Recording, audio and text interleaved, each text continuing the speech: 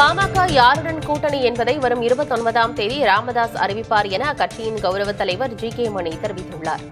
சேலத்தில் நடைபெறும் பொதுக்குழு கூட்டத்தில் கூட்டணி அறிவிப்பை கட்சியின் நிறுவனர் ராமதாஸ் வெளியிடுவார் என கூறியுள்ளார். அன்புமணியின் பேச்சால் ராமதாஸ் கண்ணீர் வடிப்பதாகவும் ஜி.கே. மணி கூறினார்.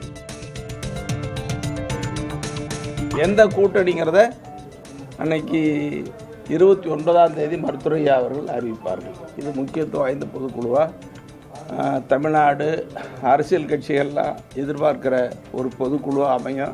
குழந்தை மனசு குழந்தையாயிட்டாரு, அவர் நினைவிழந்திருக்கார், நினைவாற்றல் இல்லாதவரெலாம் அப்படிலாம் சொன்னால் எப்படி இருக்கும்?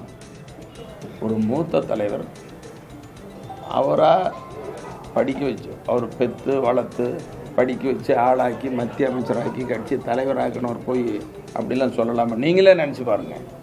அப்படி அவர் சொன்னது அவருக்கு எவ்வளோ மனசு கஷ்டமாக இருக்குது. மருத்துவர் இதை ஒரு முறை இல்லைங்க, பல முறை ஜி.கே. மணி என்ன அந்த மாதிரி அன்புமணி இப்படி சொல்கிறாரு அப்படின்னு பல முறை கண்கலங்கிருக்கிறார். அவர் கண்கலங்கினா எங்களுக்கு எப்படி இருக்கும்?